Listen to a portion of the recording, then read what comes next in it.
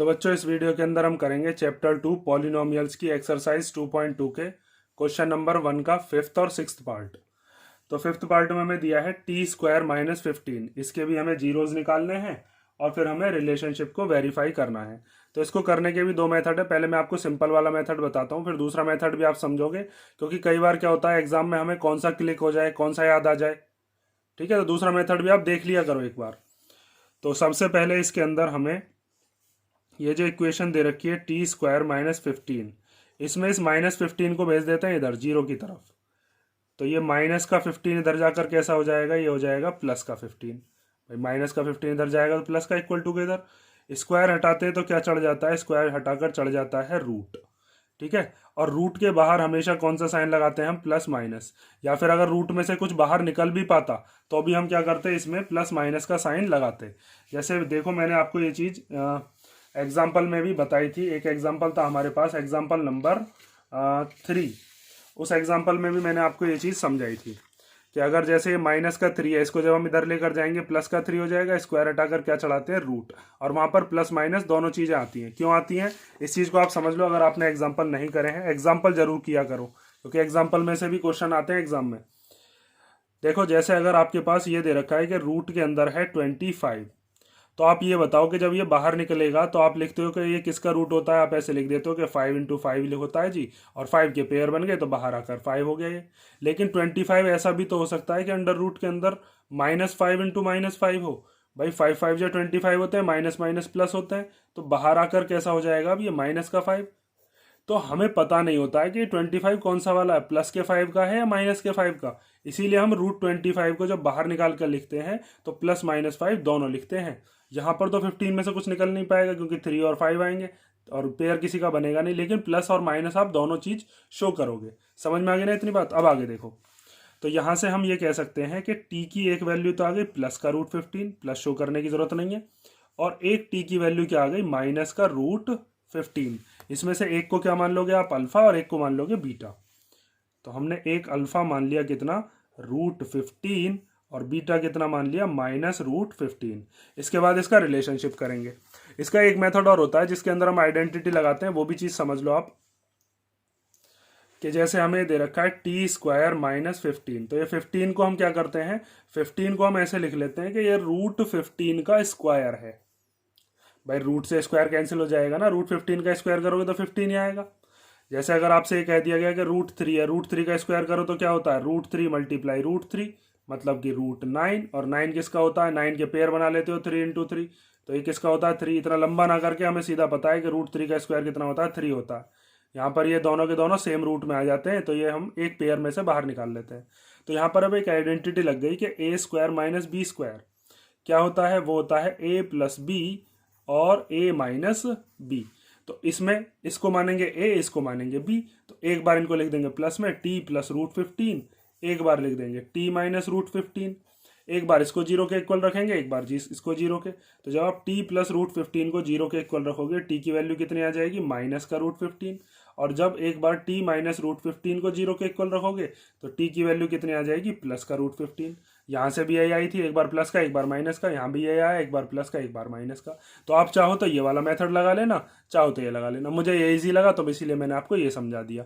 आप चाहो तो ये वाला लिख लेना, स्क्रीनशॉट ले लो इसका, मैं मिटा रहा हूँ फिर। अब देखो वेरिफिकेशन। वेरिफिकेशन के लिए क्या करते हैं हम, कंपेयर करते हैं। तो by comparing T square minus 15 किससे कंपेयर करते हैं हम, जो जनरल इक्वेशन होती है A X square plus B X plus C equal to 0। तो यहाँ से आप ये कह सकते हो हमारी इक्वेशन जो होती है जनरल वो एक्स में होती है, क्वेश्चन दे रखा है टी की फॉर्म में। तो बस इतना ही फर्क है और कोई फर्क नहीं है। ए की वैल्यू क्या होगी, जैसे यहाँ एक्स स्क्वायर के आगे ये है, यहाँ पर टी स्क्वायर क्या है, कुछ नहीं है, तो मल्टीप्लीकेशन 1 मान सकते हैं, तो 1 आ गया। उसके बाद बी किसके आगे होना चाहिए था, जैसे यहाँ एक्स के आगे बी है, ऐसे ही हम ये कह सकते हैं कि यहाँ पर टी के आगे होना चाहिए था कुछ, लेकिन वो तो है ही नहीं, तो उसकी जगह पर हम क्या लिख लेंगे, 0।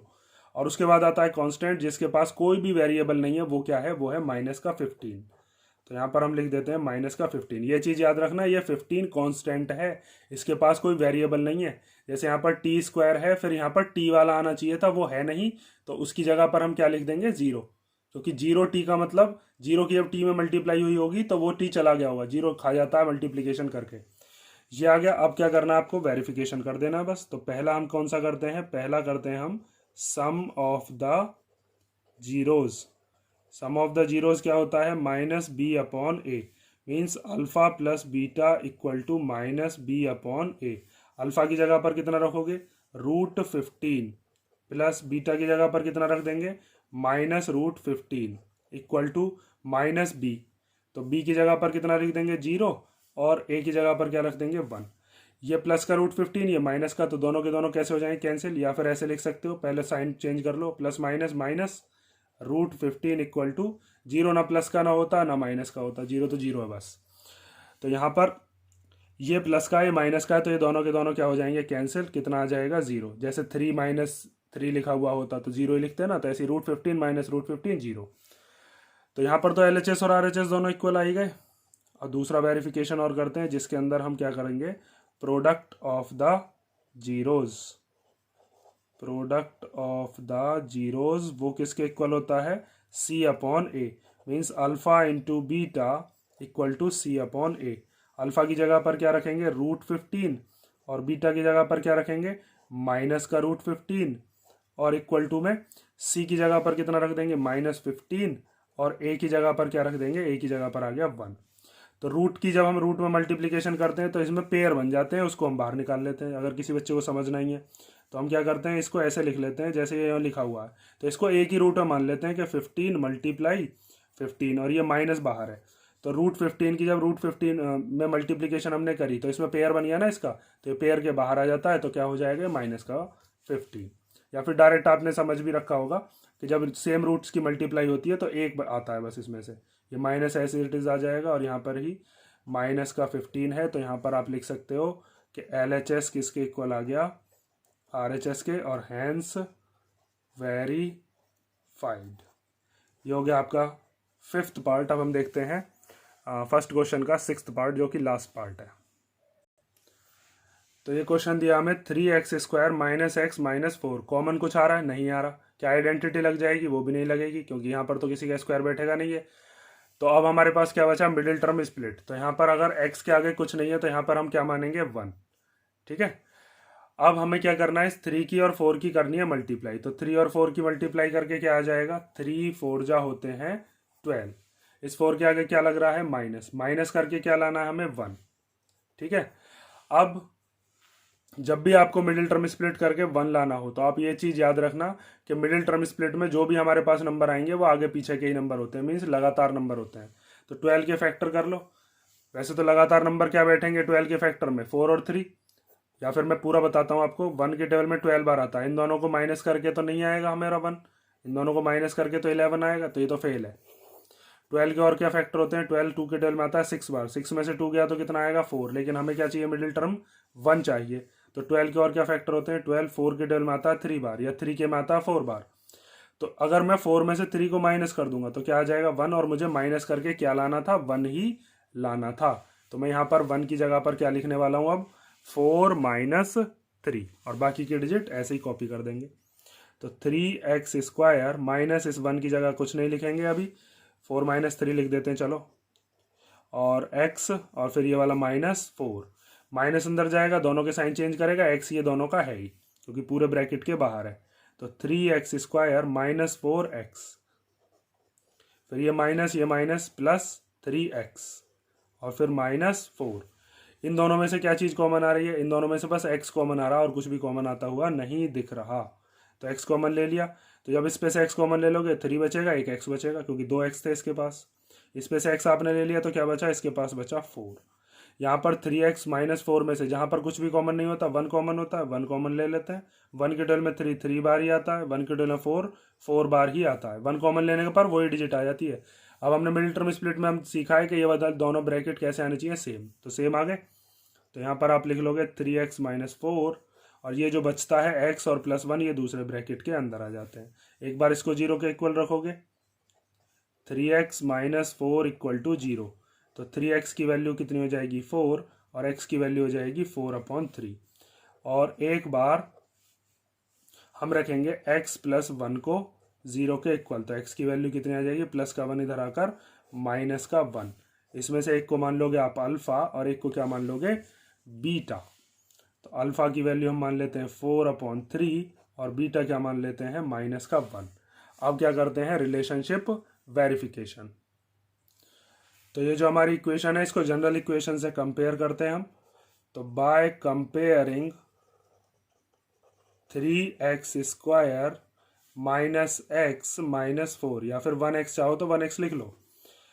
किससे कंपेयर करेंगे इसको हम, ax² plus bx plus c equal to 0। और वहां से हमारे पास किस किस की वैल्यू निकलेगी, a equal to 3, b equal to -1 और c equal to -4। c constant, x क्या होता है, x के आगे वाला क्या होता है b, तो x के आगे क्या है -1, x² के आगे a, तो x² के आगे क्या है 3। तो पहला होता है हमारा वेरिफिकेशन का सम ऑफ द जीरोज। पहला रिलेशनशिप ये है, equal to -b/a। Sum of the zeros means alpha plus beta equal to -b/a। Alpha की जगह पर क्या रख देंगे, 4/3। बीटा की जगह पर क्या रख देंगे, -1 इक्वल टू माइनस, बी की जगह पर क्या रखेंगे, बी की जगह पर आएगा -1।